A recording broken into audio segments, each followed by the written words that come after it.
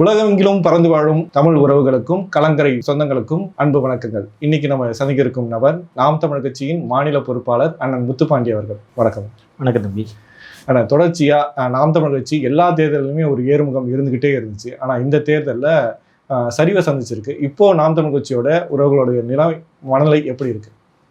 இல்லை, எல்லாருக்கும் ஒரு சின்ன சோர்வு. அதாவது தேர்தலில் எப்போவுமே மேலே ஏறிக்கிட்டே போனது, இப்போ ஒரு படி கீழே இறங்கியிருக்கு அப்படின்றப்ப ஒரு சின்ன சோர்வு இருக்க தானே செய்யும்.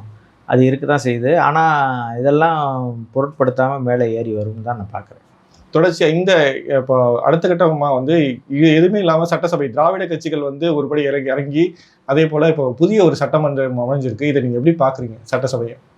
நான் வரவேற்கிறேன். அதை குறிப்பாக நாம் தமிழர் கட்சி இத்தனை ஆண்டுகளாக பேசி கொண்டிருந்ததை நடிகர் விஜய் அவர்கள் தன்னுடைய திரை பிம்பத்தின் மூலமாக அதை வெற்றி கொண்டிருக்கிறாரு அப்படின்றது ஒரு வகையில் பார்த்தாலும் கூட, குறிப்பாக நம்ம பேசிக்கிட்டு இருந்தது திமுக அதிமுக இல்லாத ஒரு ஆட்சி அமையணும் அப்படின்னு சொல்லி தான் நம்ம நினச்சிருக்கோம். ஆனால் இன்றைக்கி விஜய் அவர்கள் ஏதாவது ஒரு கட்சியினுடைய சாயல் இல்லாமல் அவரால் ஆட்சி நடத்த முடியாத ஒரு சூழல் இருக்குது. அது நம்ம தொய்வாக பார்க்குறோம். இதோட திராவிடத்தோட கட்டுப்பாட்டில் தான் இப்போ சட்டசபையில் இவங்க இருக்காங்க. அதாவது தாவேக்கா இருக்கிறாங்க, விஜய் அவர்கள் இருக்கிறார் அப்படின்னா எந்த செயல்பாடும் பெருசாக எடுக்க முடியாது அப்படின்னு நினைக்கிறேன். குறிப்பாக இப்போ நீங்கள் திமுகவை ஆதரித்து, அவங்க திமுக கூட்டணியில் இருக்கிறவங்க ஆதரித்து அவர் கட்சியை ஆட்சியை நடத்திட்டு போகிறாருன்னு வச்சுக்கோங்களேன். திமுகவுக்கு எதிராக ஒரு நடவடிக்கை அவரால் எடுத்துட முடியுமா? ஏதாவது ஆக்ஷன் எடுத்துட முடியுமானா எடுக்க முடியாது. திமுகவுக்கு எதிராக ஏதாவது ஒரு திட்டத்தை கொண்டு வந்துட முடியுமானா கொண்டு வந்துட முடியாது. அப்போ ஒரு கடிவாளத்தோடு தான் அவர் ஆட்சி செய்ய வேண்டிய ஒரு சூழல் வரும்.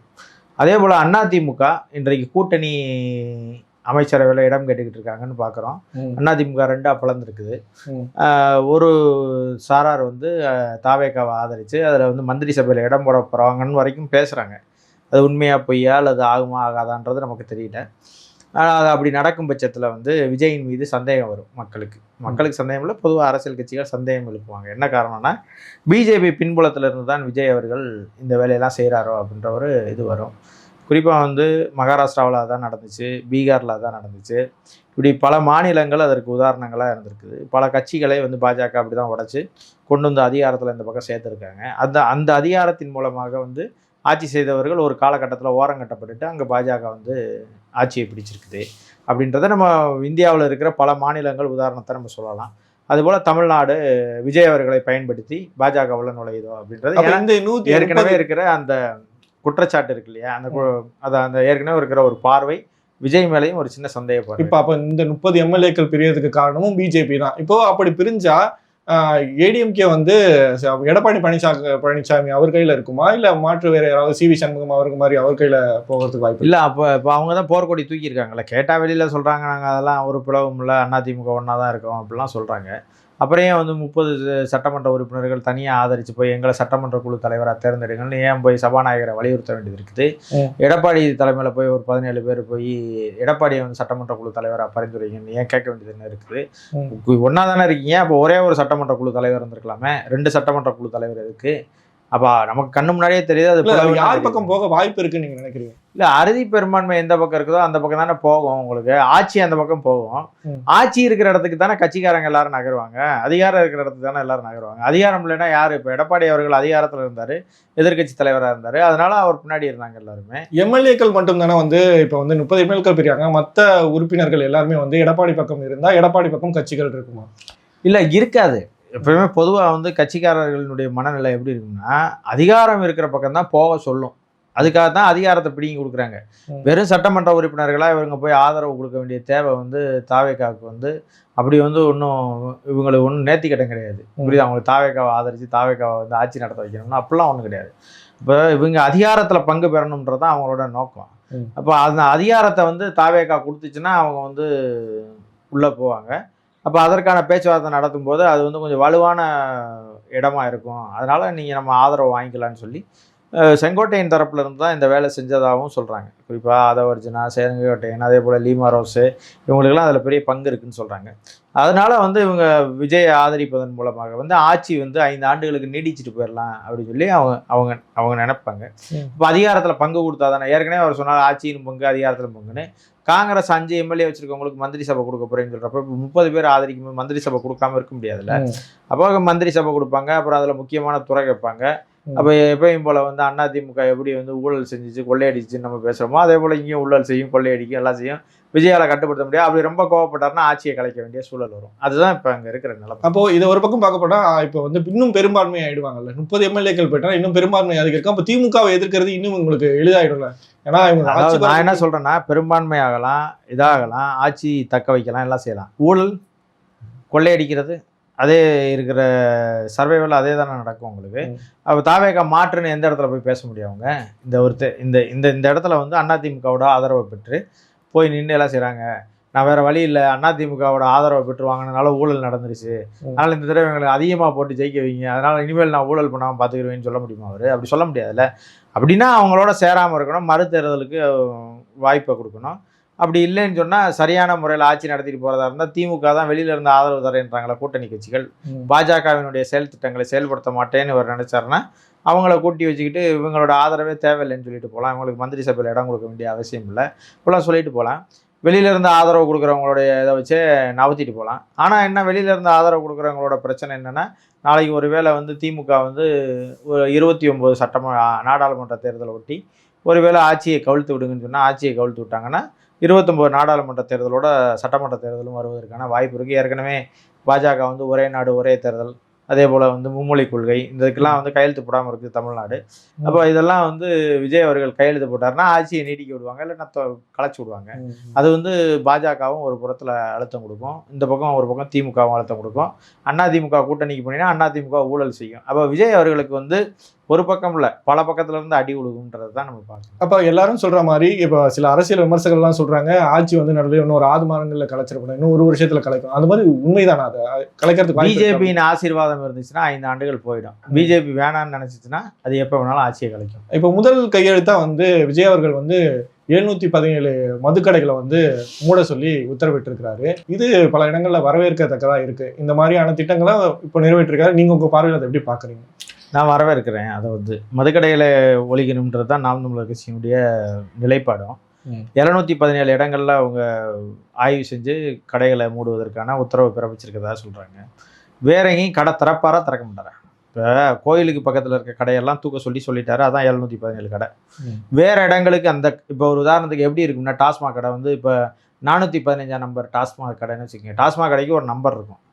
அந்த 415 நம்பர் கடையை அதே லைசன்ஸை வேற இடத்துல வச்சு நடத்திக்கலாம்.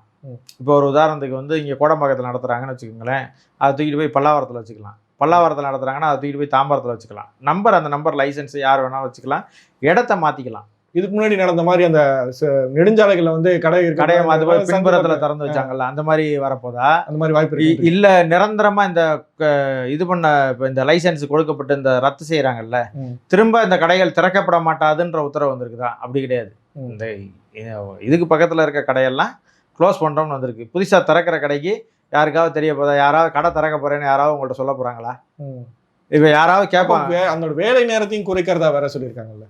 இல்லை, நான் அவர் வந்து டாஸ்மாக் கடையை பள்ளிக்கூடங்களுக்கு இதுக்கு பக்கத்தில் இருக்கிறத ரத்து செய்கிறத நான் வரவேற்கிறேன். இந்த ரத்து செய்யப்பட்ட கடைகள் வேற எங்கும் வராது அப்படின்ற உத்தரவு வந்திருக்குதா? வரல. இல்லை, அது வேற எங்கேயாவது நகர்த்திட்டு போவாங்கன்னு சொல்கிறேன் நான். அதனால இப்போ வந்து விஜய் அவர்கள் இது செஞ்சதை புரட்சியாக நம்ம பார்த்துட முடியாதுன்னா, அந்த கடைகள் வந்து இனிமேல் வந்து இப்போ குறைச்சிருக்கிறது போல் 700 இப்போ குறைச்சிருக்கிறோம், அடுத்த 6 மாதத்தில் இன்னும் ஒரு 500 குறைப்போம், அப்படியே படிப்படியாக நான் குறைச்சிட்டு வருவேன்னு சொல்கிறாரா? இந்த கோயில் இதுக்கு பக்கத்தில் இருக்கிறது மட்டும் பிரச்சனை, இப்போ அதை மட்டும் நான் ரத்து செய்கிறேன், வேறு இடத்துக்கு கொண்டு போய் வச்சுக்கோங்கன்னு சொல்கிறது அவருடைய நிலைப்பாடாக இருக்கான்னு தெளிவுபடுத்தணுன்றதுக்காக கேட்குறேன். தொடர்ச்சியாக இந்த மாதிரி நடவடிக்கைகளை எல்லா கட்சி தலைவர்களையும் வந்து விஜய் அவர்கள் சந்திச்சுட்டு வந்தார். அதில் ஒன்றா சீமான் அவர்களை வந்து நாம் தமிழர் கட்சி தலைமை ஒருங்கிணைப்பாளர் சீமான் அவர்கள் வந்து விஜய் அவர்கள் நேற்று சந்திச்சார். அந்த சந்திப்பை நீங்கள் எப்படி பார்க்குறீங்க? இல்லை, சந்திப்பப்போ நானும் கூட இருந்தேன். இப்போ மரியாதை நீந்த சந்திப்பாக தான் அவர் எல்லாத்துக்கிட்டையும் சொன்னார். வெளிப்படையாகவும் அப்படி தான் அறிவிச்சிருந்தாங்க. இதில் ஒன்றும் ஒளிமுறையில் எல்லா ஊடகங்கள் இருந்தாங்க, எல்லோரும் வந்தாங்க. அண்ணன் உள்ளே போயிட்டு வெளியில் வர்ற வரைக்குமே ஊடகங்கள் இருந்துச்சு. குறிப்பாக வந்து அண்ணன் அறைக்கு போனதுக்கு பிறகு அறையில் நம்ம கட்சிக்காரங்கள்லாம் இருந்தாங்க, எல்லாத்தையும் அறிமுகப்படுத்தி வச்சாங்க. அறிமுகப்படுத்திட்டு அப்புறம் வெளில வந்துட்டாங்க. அண்ணனும் விஜய் அவர்களும், அதாவது முதலமைச்சர் அவர்களும் 2 பேரும் உள்ளே இருந்தாங்க. ஒரு அதிகபட்சமான ஒரு 5 நிமிடம் உள்ளே பேசிகிட்டு இருந்திருப்பாங்க. அதுக்கப்புறம் திருப்பி எல்லாரும் வெளில வந்துட்டாங்க. அந்த பழைய விஷயங்கள்லாம் அங்கே பேசப்பட்டிருக்கும்னு நினைக்கிறேன். இல்லை, அப்படி ஒன்றும் பேசுறதுக்கு அப்படி ஒன்றும் விசேஷமான செய்திகள் ஒன்றும் பேசியிருக்க மாட்டாங்கன்னு நான் நினைக்கிறேன். குறிப்பாக வந்து என்ன சொல்லியிருப்பாங்கன்னு நான் என் யூகத்தில் நான் நினைக்கிறதா இருந்தால் எல்லார்ட்டையும் சொன்னதை தான் சொல்லியிருப்பாரு. நான் இந்த ஆட்சி வந்து இப்போ தான் வந்திருக்குது, ஹனிமூன் பீரியடு ஒரு பீரியடு கொடுங்க, நான் ஏதாவது இருந்துச்சுன்னு தான் சொல்லுங்கள், நான் நிறைவேற்றி கொடுக்குறேன்னு சொல்லுவாங்க. அது எல்லா பேருமே சொல்கிறது தானே. இப்போ நானே வந்துட்டேன், ஒரு அதிகாரத்துக்கு வந்துட்டேன் அப்படின்னா என்னை தெரிஞ்சவங்க நான் சந்திக்கிறேன், அவங்க பார்க்குறப்போ நான் என்ன சொல்லுவேன், ஏதாவது ஒன்றா சொல்லுங்கள் நான் செஞ்சு தரேன்னு சொல்லுவேன்ல. அது மாதிரி ஒரு ஜென்ரலான சந்திப்பாக தான் நான் அதை பார்க்குறேன். மற்றபடி இது ஒரு அரசியலாகவோ இது வந்து ஒரு பெரிய புது திருப்பத்தை ஏற்படுத்துகிற சந்திப்பாவோ அப்படிலாம் ஒன்றும் கிடையாது. இது ஒரு நாகரிகமான சந்திப்பாக நான் பார்க்குறேன். அதாவது கட்சி தொடங்குறதுக்கு முன்னாடி பல முறை அண்ணன் விஜய் அவர்கள் வந்து சீமான் அவர்களை சந்தித்ததாக சொல்லப்படுது. அதுக்கப்புறம் இப்போ தான் சந்திக்கிறா, இல்லை தேர்தல் அரசியல் காலத்தில் இருக்கும்போது நேரடியாக 2 பேரும் சந்திச்சிட்டாங்களா? இல்லை அது ஏற்கனவே அண்ணா கட்சி தொடங்கி அவர் மாநாடு நடத்துறதுக்கு முன்னாடி சந்தித்தது தான். முதல் மாநாட்டுக்கு முன்னாடி சந்தித்தது தான். அதுக்கப்புறம் அண்ணனை சந்திக்கல அவர். ஆனால் வெளியில் இப்போ கொஞ்சம் பேசுகிறேன். இப்போ சேரன் அவர்களுடைய அறிக்கையும் கொஞ்சம் சில இடங்களில் சர்ச்சை ஆகிட்டு இருக்கு. என்னதுன்னா, நான் விதை போடுறேன், அது வந்து என் தம்பிகள் வந்து மரமாக அறுவடை செய்வாங்க, அந்த தம்பியாக வந்து விஜய் அவர்கள் இருக்கலாம் அப்படிங்கிற மாதிரி ஒரு அறிக்கை வெளியிட்டிருக்காரு. இது கொஞ்சம் பேசு பொருளாக ஆகிட்டு இருக்குது. இது அவருடைய கருத்து. அது அவர் அப்படி அவர் ஒரு பார்வையில் பார்க்குறாரு. தம்பிங்கன்றது வந்து விஜயை வந்து தம்பி, விஜய்ன்றத அண்ணன் தம்பின்றது இருந்தாலும் கூட விஜய்ன்றத தம்பியை நம்ம ஏன் ஏற்க முடியாது அப்படின்னு பார்த்தீங்கன்னா, அவருடைய செயல்பாடு, அவருடைய சித்தாந்த வழிபாடு, அதே போல் அவருடைய ஆட்சி முறை, அவருடைய தேர்தல் அணுகுமுறை, இதெல்லாம் நம்ம பார்க்கும்போது நம்மளிருந்து அப்படியே கான்ட்ரவர்சியாக எதிர்த்தரப்பில் நின்று வேலை செஞ்சது. அதுவும் குறிப்பாக வந்து நம்ம அரசியலுக்கும் அவங்க அரசியலுக்கும் நிறைய வேறுபாடு இருக்குது. அதாவது ஏணி வச்சா கூட எட்டாதுன்னு சொல்கிற மாதிரி 100% முரண்பட்ட அரசியலை விஜய் அவர்கள் செய்து கொண்டிருக்கிறாங்க. நம்ம அரசியல் அப்படி இருக்காது. அதனால் சீமானன் தம்பியாக வந்து விஜய் இருக்க மாட்டார் அப்படிதான் நான் பார்க்குறேன். இதை மக்கள் கருத்தாக கூட இருக்கலாம்ல. மக்கள் வந்து திராவிட கட்சியில் முற்றிலுமாக ஒழிக்க வந்து இந்த மாதிரியான ஒரு இணைப்பை வந்து விரும்பலாம்ல. அதை நீங்கள் எப்படி பார்க்குறீங்க? இல்லை, அது காலம்தான் பதில் சொல்லணும்னு. இப்போ நீங்கள் வந்து விஜய் அவர்கள் வந்து இவ்வளோ பெரிய ஒரு சுனாமி வெற்றி அடைஞ்சது போல் எல்லாருமே ஆச்சரியமாக பார்க்குறாங்க. விஜய் ஜெயிச்சிட்டாரா அப்படின்னு. விஜய்க்கே நிறைய பேர், அவருக்கே கூட ஆச்சரியமாக இருக்கலாம், நம்ம ஜெயிச்சிட்டோமா, நம்ம முதலமைச்சர் ஆகிட்டோமான்னு கூட இருக்கலாம். நான் இதை எப்படி பார்க்குறேன்னா, நான் ஏற்கனவே பல இடங்களில் நானே கூட சொல்லியிருக்கிறேன், இது எனக்கு வந்து ஒரு பெருத்த சந்தேகம் இருக்குது. ஏன்னா அவங்க எந்த உடல் உழைப்பும் செய்யாமல், எந்த மக்களையும் சந்திக்காமல், எந்த பரப்புரையும் செய்யாமல், எந்த வேலை திட்டத்தையும் செய்யாமல், குறிப்பாக வந்து தேர்தல் அரசியலுக்குன்னு ஒரு ஒழுங்குமுறை இருக்குது. அந்த ஒழுங்குமுறையில் அவங்க எந்த வேலையுமே செய்யாமல், குறிப்பாக பூத் ஏஜென்ட் போடலை, கவுண்டிங் ஏஜென்ட் போடலை, இதெல்லாம் எதுவுமே செய்யாமல் ஒரு கட்சி ஆட்சிக்கு வந்துடுதுன்றதை நம்மளால் வந்து ஆச்சரியமாக பார்க்க முடியல. அதுக்குள்ளே ஏதோ இருக்குது போல் அப்படின்னு நம்ம வந்து ஆராய்ஞ்சு பார்க்க வேண்டிய சூழல் இருக்குது. அதன் அடிப்படையில் நான் பார்க்கும்போது இதுக்கு பின்னாடி வந்து இந்த வெற்றிக்கு பின்னாடி பிஜேபி இருக்குதோ, இவிஎம் மிஷின் இருக்குதோ அப்படின்னு பல சந்தேகங்கள் எனக்கு இருக்குது. இது என்னுடைய தனிப்பட்ட கருத்தாகவே சொல்கிறேன். குறிப்பாக வந்து இவ்வளோ பெரிய பிரம்மாண்ட வெற்றியை ஒரு தனி மனிதனால் வெற்றி பெற்ற முடியுமானா உறுதியாக முடியவே முடியாது. அப்படியே சாத்தியக்கூறும் கிடையாது. இப்போ எம்ஜிஆர் அவர்கள் வந்து வெற்றி பெற்றார்னு எம்ஜிஆர் அவர்களை உதாரணம் சொல்லுவாங்க. எம்ஜிஆர் அவர்கள் வெற்றி பெற்றார் அப்படின்னு பார்த்தீங்கன்னா, கிட்டத்தட்ட 30 ஆண்டு கால உழைப்பு வந்து திமுகவில் இருந்துச்சு அவருக்கு. இது அரசியல் கட்சியாக பல இடங்களுக்கு பரப்புரை போயிருக்கிறார், பல பொதுக்கூட்டங்கள் பேசியிருக்கிறார், மக்களை சந்திச்சிருக்கிறார், மக்களுக்கு நலத்திட்டங்கள் கொடுத்துருக்கிறார். அந்த 30 ஆண்டுகளில் வந்து மக்கள் பணி செய்து கொண்டே இருந்தார். அதுவும் போக எம்ஜிஆரோடு போனவர்கள் எல்லாருமே திமுகவினுடைய அடிமட்ட தொண்டர்கள் முழுவதுமே எல்லாருமே எம்ஜிஆரோடு போனாங்க. அப்போ எம்ஜிஆரோடு போன அந்த அடிமட்ட தொண்டர்கள் எல்லாருக்குமே அரசியல் தெரியும், களத்தில் வேலை செய்ய தெரியும், எப்படி ஓட்டா மாற்றணும்னு தெரியும், எல்லாமே அவங்களுக்கு தெரியும். அப்படி விஜய் அவர்களினுடைய கட்சியில் யாராவது ஒருத்தர் இந்த இடத்துல இப்படி போய் பயங்கரமாக வேலை செஞ்சாருன்னு யாராவது ஒருத்தரை காட்ட முடியுமா? அப்படி யாருமே வேலை செய்யலை, அப்படி எதுவுமே கேட்டலை, அப்படி எதுவுமே பரப்புரை செய்யலை. ஆனால் அவர் ஜெயிச்சிட்டாரு அப்படின்னு சொல்லுறாங்க, மிஷினில் ஓட்டு விழுந்துருச்சுன்னு சொல்கிறாங்க, நம்புங்கன்னு சொல்கிறாங்க, நம்மளை நம்ப சொல்கிறாங்க. இதை தான் நான் வந்து கேள்வியாக எழுப்புறேன். அதை நான் வந்து ஆராயணும்னு நினைக்கிறேன். இந்த வாய்ப்பை சரியாக பயன்படுத்திக்கிட்டு இருக்காரா விஜய் அப்படின்னு பார்க்கும்போது, அந்த முதல் கையெழுத்து, பெண்களுக்கான பாதுகாப்பு, இதெல்லாம் தொடர்ச்சியாக பேசிக்கிட்டே வர இந்த வாய்ப்பை சரியாக பயன்படுத்தி பாருங்க. இல்லை அவர் வென்று வந்துட்டார். வென்று வந்ததுக்கு பிறகு வந்து சில நடவடிக்கைகளை எடுக்கிறாரு. நம்ம ஒவ்வொரு நடவடிக்கைகளுமே நான் கேட்டது போல் டாஸ்மாக் கடை மூடி இருக்காங்க, சரி இந்த கடை திரும்பி திறக்கப்படுமா திறக்கப்படாதா அப்படின்ற கேள்வி இருக்குது. அப்போ அதுக்கு அவங்க தான் விளக்க சொல்லணும். இப்போ மற்றவங்க மேலே பழிய போட்டு போக முடியாது. அப்போ அவர் சொல்லணும் திட்டவட்டமாக, இந்த ரத்து செய்யப்பட்ட கடைகள் மீண்டும் திறக்கப்பட மாட்டாது. இப்போ ஏற்கனவே 4500 கடை இருக்கா, 4500ல் 717 கழிச்சிருங்க. அப்போ 3800 கடை தான் என்ன இருக்குது. 3800 கடை மட்டும் தான் தமிழ்நாட்டில் இயங்கும். படிப்படியாக 500 கடைகளாக நாங்கள் குறைப்போம், இல்லை 1000 கடைகளாக, இதே போல் 700 கடைகளாக கொஞ்சம் கொஞ்சமாக குறைச்சி தமிழ்நாட்டில் பூரண மத விலக்கை கொண்டு வருவேன் அப்படி ஏதாவது சொல்கிறாங்களான்னா அப்படி ஒன்றும் இல்லை. அவங்க சொன்னது இதுதான். அப்போ இதை பார்க்கும்போது நம்ம வேற எங்கேயும் கடை போகாதுன்னு எப்படி நம்ம சொல்ல முடியும்?